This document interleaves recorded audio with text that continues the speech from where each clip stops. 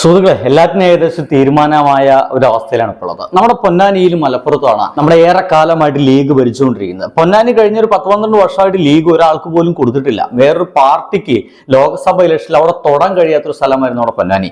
മലപ്പുറത്ത് ഒരു തവണ എങ്ങാണ്ട് നമ്മുടെ ടി.കെ. ഹംസയ്ക്ക് ഒരു വിജയം നേടാൻ കഴിഞ്ഞു എന്നല്ലാതെ മറ്റൊരു തരത്തിൽ പോലും മലപ്പുറത്തും പൊന്നാനിയിലും ലീഗിനെ ഒഴിവാക്കിക്കൊണ്ടുള്ള ഒരു രാഷ്ട്രീയം അവർക്ക് ഉണ്ടായിരുന്നില്ലാണ്. പക്ഷേ ഇപ്പോഴിതാ ഈ ഒരു പുതിയ രാഷ്ട്രീയ സാഹചര്യത്തിൽ ലീഗ് മിക്കവാറും മലപ്പുറത്തും നമ്മുടെ പൊന്നാനിയിലും തോൽക്കാനുള്ള ഒരു സാധ്യതയ്ക്ക് വളരെയധികം മാക്കം കൂടി വരികയാണ്. കഴിഞ്ഞ ദിവസമാണ് നമ്മുടെ പ്രധാനമന്ത്രി നരേന്ദ്രമോദി ഒരു വലിയ പ്രസ്താവന നടത്തുന്നത്. ആ ഒരു പ്രസ്താവന അതിഭീകരമായിട്ടും മുസ്ലിം വിരുദ്ധത മാത്രമായിരുന്നു. जिनको मनमोहन सिंह जी की सरकार ने कहा था कि संपत्ति पर पहला अधिकार मुसलमानों का है, इसका मतलब ये संपत्ति इकट्ठी करके किसको बांटेंगे?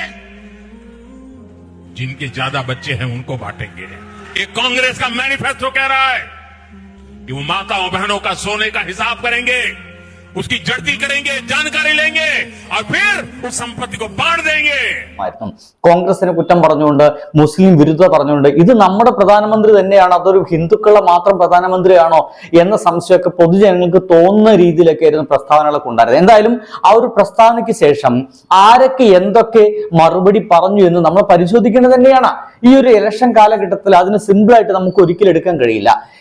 കുട്ടികളെ പെറ്റുകൂട്ടുന്നവർക്ക് മാത്രമാണ് ഈ ഭൂമിയുടെ അവകാശമുള്ളത്, അല്ലെങ്കിൽ ഈ ഇന്ത്യയുടെ സമ്പത്ത് മുഴുവൻ അവരേക്കാണ് പോകുന്നത് എന്നുള്ള രീതിയിലുള്ള വർത്തമാനങ്ങളൊക്കെയാണ് പറഞ്ഞുകൊണ്ടിരിക്കുന്നത്. പക്ഷേ ഈ പറയുന്ന പ്രധാനമന്ത്രിയായിട്ടുള്ള മോഡിജി തന്നെ ഏകദേശം 8 മക്കളിൽ ഒരാളാണ്. ഇങ്ങനെയൊക്കെ കണക്കൊക്കെ എടുത്തു നോക്കുകയാണെങ്കിൽ നമുക്ക് എല്ലാവരും പറ്റി പറയേണ്ടി വരും. ഞാൻ പറഞ്ഞു വെക്കുന്നത് എന്താ വെച്ച് കഴിഞ്ഞാൽ, ഇത്ര ഒരു പ്രസ്താവന നടത്തുന്ന അവിടെ പൊതുജനങ്ങൾക്കെതിരെയാണ്, ന്യൂനപക്ഷങ്ങൾക്കെതിരെയാണ്. ഇങ്ങനെ ന്യൂനപക്ഷങ്ങൾക്കെതിരായിട്ട് ഒരു പ്രസ്താവന നടത്തുമ്പോൾ നമ്മളെ ഇവിടെ ഭരിച്ചുകൊണ്ടിരിക്കുന്ന പാർട്ടിക്കാർ എന്ത് പറയുന്നു, പ്രതിപക്ഷം എന്ത് പറയുന്നു? നോക്കൂ, ഇവിടെ ഇപ്പൊ ഇലക്ഷൻ മത്സരിച്ചുകൊണ്ടിരിക്കുന്ന പൊന്നാനിയിലെ ടി.കെ. ഹംസ എന്ത് അഭിപ്രായമാണ് ആ ഒരു വാക്കിനെതിരെ പറഞ്ഞുകൊണ്ടിരിക്കുന്നത്? അല്ലെങ്കിൽ ഇവിടുത്തെ കോൺഗ്രസ്സുകാർ എങ്ങനെയാണ് പ്രധാനമന്ത്രിയുടെ ആ ഒരു വാക്കിനെ പ്രതിരോധിക്കുന്നത് എന്ന് നോക്കിക്കഴിഞ്ഞു കഴിഞ്ഞാലാണ് നമുക്ക് അത്ഭുതം തോന്നുക. കോൺഗ്രസ്സുകാർ ആരും തന്നെ ശക്തമായിട്ടുള്ള ഒരു അഭിപ്രായം അതിനെതിരെ പറഞ്ഞിട്ടില്ല എന്നുള്ളതാണ്. അവർക്ക് ഒരു മൃദു ഹിന്ദുത്വ സമീപനം ഉള്ളിൽ ഉള്ളതുകൊണ്ടായിരിക്കും അവർ അതിനെ പറ്റി നിശബ്ദമായി കൊണ്ടിരിക്കുകയാണ്. ഇടതുപക്ഷത്തുള്ള ആളുകൾ മാത്രമാണ് പ്രധാനമന്ത്രി എന്ന് പറയുന്ന സ്ഥാനത്ത് നിരക്കാൻ കഴിയാത്ത, അവിടെ ഇരിക്കുന്ന ഒരാൾക്ക് ഒരിക്കലും പറയാൻ സാധിക്കാത്ത അല്ലെങ്കിൽ പറയാൻ പാടില്ലാത്ത വാക്കുകളാണ് പ്രധാനമന്ത്രി പറഞ്ഞുകൊണ്ടിരിക്കുന്നതെന്ന് ഇവിടുത്തെ ഇടതുപക്ഷം പറഞ്ഞുകൊണ്ടിരിക്കെ, ഈ ലീഗുകാര് ഒപ്പം തന്നെ കോൺഗ്രസ്സുകാരൊക്കെ ഒരക്ഷരം പോലും ഇതിനെതിരെ കമാന്ന് മിണ്ടുന്നില്ല എന്ന് നമ്മൾ മനസ്സിലാക്കണം. അവിടെയാണ് നമ്മളുടെ രാഷ്ട്രീയ ഇച്ഛാശക്തി, നമ്മൾ എവിടെ നിൽക്കുന്നു, നമ്മൾക്ക് ആർക്ക് വോട്ട് ചെയ്യണം എന്നുള്ള തോന്നലൊക്കെ വരേണ്ടത്.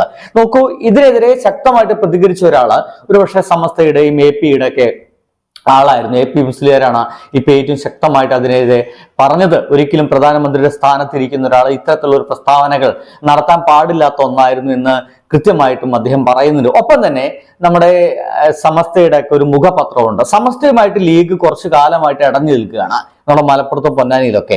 അപ്പൊ ഈ ഇടഞ്ഞു നിൽക്കല് ഒരിക്കലും സമസ്ത ഓപ്പൺ ആയിട്ട് പറഞ്ഞിട്ടൊന്നുമില്ല. പക്ഷേ കഴിഞ്ഞ ദിവസം നമ്മുടെ സുപ്രഭാതം പത്രത്തില് അവര് കൃത്യമായിട്ടും നമ്മുടെ പിണറായി വിജയന്റെ ഒരു പരസ്യം ചെയ്തു.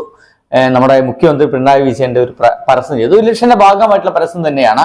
ആ ഒരു പരസ്യം ചെയ്തതിന്റെ ഭാഗമായിട്ട് ആ ഒരു പേപ്പർ, സുപ്രഭാതം പത്രം, ഇവിടെയുള്ള ചില ലീഗുകാരെ കത്തിക്കുന്ന ദൃശ്യമൊക്കെ കണ്ടു. പക്ഷേ ഇങ്ങനെ കത്തിക്കുന്ന ആ ഒരു സമയത്ത് തന്നെ ലീഗുകാരൊക്കെ പറയുന്നത് ഒരിക്കലും അത്തരത്തിലുള്ള പരസ്യങ്ങളൊന്നും ഞങ്ങളുടെ പത്രത്തിൽ ചന്ദ്രികയിൽ വരില്ല എന്ന് പറയുന്നുണ്ട്. പക്ഷെ പിറ്റേ ദിവസം തന്നെ നരേന്ദ്രമോദിയുടെ ഒരു ഗംഭീര ഇലക്ഷൻ പരസ്യം നമ്മുടെ ചന്ദ്രികയിൽ അച്ചടിച്ചു വന്നു. ഇത് ഞാൻ പറഞ്ഞു വെക്കുന്നത് ഇവര് നിലപാടാണ്. ഇവർ ആർക്കെതിരെ ഒപ്പം നിൽക്കുന്നു എന്നുള്ള, പൊതുജനങ്ങൾക്കൊപ്പം നിൽക്കുന്നുവെങ്കിൽ അത്തരം പരസ്യം വരികയാണെങ്കിൽ തന്നെ അത് നിഷേധിക്കാനുള്ള ഒരു മനസ്സൊക്കെ ആ ചന്ദ്രിക പത്രം കാണിക്കുന്നതായിരുന്നു. കാരണം ഇങ്ങനെ ഇടതുപക്ഷത്തെ കുറ്റം പറഞ്ഞ ആ ഒരു സമയത്ത് തന്നെ. പക്ഷെ അതൊന്നും അവർക്ക് കാണാനില്ല എന്നുള്ളതാണ്.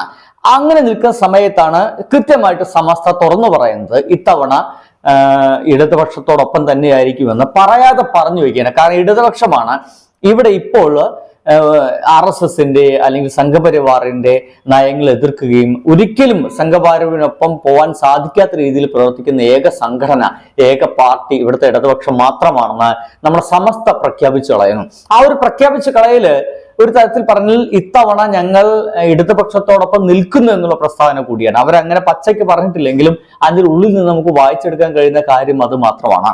ഇതോട് കൂടിയിട്ട് നമ്മുടെ പൊന്നാനിയിലും മലപ്പുറത്തും ലീഗിന്റെ കോട്ടയിൽ ഒരു വലിയ വിള്ളൽ ഉണ്ടായിട്ടുണ്ട്. ലീഗില് രണ്ട് തരത്തിലാണ് സമസ്ത പ്രവർത്തിക്കുന്നത്. ഇടതുപക്ഷത്തോടൊപ്പം നിൽക്കുന്ന ലീഗുകാരുണ്ട്, സമസ്തയോടൊപ്പം നിന്നിട്ട് ഇടതുപക്ഷത്തോടൊപ്പം നിൽക്കുന്ന ലീഗുകാരുണ്ട്. സമസ്തയോടൊപ്പം നിന്ന് കൊണ്ട് തന്നെ നമ്മുടെ വലതുപക്ഷമായിട്ടുള്ള ലീഗിനെ സപ്പോർട്ട് ചെയ്യുന്ന ആളുകളുണ്ട്. ഇവരിപ്പോ വളരെ കൺഫ്യൂഷനിലാണ്. കാരണം സമസ്ത പറയുന്നിടത്ത് നിൽക്കണം എന്നുള്ള ഒരു മതപരമായിട്ടുള്ള ഒരു ആവശ്യത്തിലേക്ക് കൂടി അവർ മാറുന്നുണ്ട് എന്നുള്ളതാണ്. രാഷ്ട്രീയത്തിലേക്ക് മതം കലരുന്ന അത്ര ശരിയല്ലെങ്കിലും അതിനൊപ്പം നിൽക്കുക എന്ന് പറയുന്ന ഒരു ആവശ്യമായിട്ട് അവർ മുന്നോട്ട് നീക്കുകയാണെങ്കിൽ ലീഗിന്റെ ഉള്ളിൽ തന്നെ ഗംഭീരമായിട്ടുള്ള വിള്ളൽ സമസ്ത ഉണ്ടാക്കുന്ന അർത്ഥം. സമസ്തയ്ക്ക് അങ്ങനെ ഒരു ശക്തമായിട്ടുള്ള കഴിവുകളൊക്കെ ഉണ്ട്. എന്തായാലും ആ ഒരു വിള്ളൽ ഉണ്ടാക്കി കഴിഞ്ഞു കഴിഞ്ഞാൽ ഏകദേശം പൊന്നാനിയിൽ കഴിഞ്ഞ തവണ 1,00,000-ൽ പരം വോട്ടുകൾ മാത്രമാണ് ഭൂരിപക്ഷം ഉണ്ടായത്. മലപ്പുറത്ത് അങ്ങനെയൊക്കെ തന്നെയാണ് നിൽക്കുന്നത്. ആ ഒരു 1,00,000-ൽ പരം വോട്ട് അല്ലെങ്കിൽ 2,00,000-ൽ പരം വോട്ടുകളൊക്കെ കൃത്യമായിട്ട് മാറി മറയാനുള്ള സാധ്യത ഇപ്പൊ പൊന്നാനിയിലും ഒപ്പം തന്നെ മലപ്പുറത്തും കാണാനുണ്ട്. അങ്ങനെയാണെങ്കിൽ ഇത്തവണ നമ്മുടെ KS ഹംസ തന്നെയായിരിക്കും. ഒരിക്കൽ ലീഗുകാരനായിരുന്നു, ആ ലീഗുകാരൻ പിന്നീട് പാർട്ടിയിലേക്ക് വരുന്നു, ഇവിടുത്തെ CPM-ലേക്ക് വരുന്നു, ഇടതുപക്ഷത്തോടൊപ്പം വരുന്നു, പാർട്ടി ചിഹ്നത്തിൽ മത്സരിക്കുന്നുള്ള. ഒരുപക്ഷെ പാർട്ടി ചിഹ്നത്തിൽ അങ്ങനെ മത്സരിക്കുന്ന ആദ്യമായിട്ടായിരിക്കും പൊന്നാനിലും മറ്റും. അങ്ങനെയാണെങ്കിൽ ആ പാർട്ടി ചിഹ്നത്തിലേക്ക് വോട്ട് ചെയ്യുക എന്ന് പറയുന്ന ഒരു അസുലഭ നിമിഷം കൂടി ഇവിടെയുള്ള നമ്മുടെ പൊന്നാനി മണ്ഡലത്തിലുള്ള പാർട്ടിക്കാരായിട്ടുള്ള പാർട്ടി സ്നേഹികളായിട്ടുള്ള ആളുകൾക്കും അനുഭാവികൾക്കും വന്നു ചേരുകയാണ്. തീർച്ചയായിട്ടും അവർ ആ ഇടതുപക്ഷത്തെ അരിവാൾ ചുരുക്കിയ ആ ഒരു ചിഹ്നത്തിന് തന്നെയായിരിക്കും വോട്ട് നൽകുക.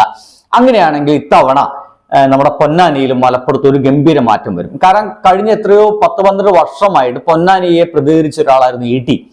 ഒന്നും ചെയ്തിട്ടില്ല എന്ന് പറയാം. ഒരു ഫണ്ട് പോലും നേരം പോലെ ഇവിടെ ഒന്നും ചെയ്യാത്ത ഒരാളെന്ന രീതിയിലാണ് കഴിഞ്ഞ 12 വർഷം നിരന്തരം ഇവിടെ 12 തവണ നിരന്തരം ഇവിടെ MP ആയി പോകുമെന്ന് വെച്ചാൽ പൊന്നാനി എന്തായി മാറണം, എന്തൊക്കെ ആവാം എന്ന് ആലോചിച്ച് നോക്കൂ.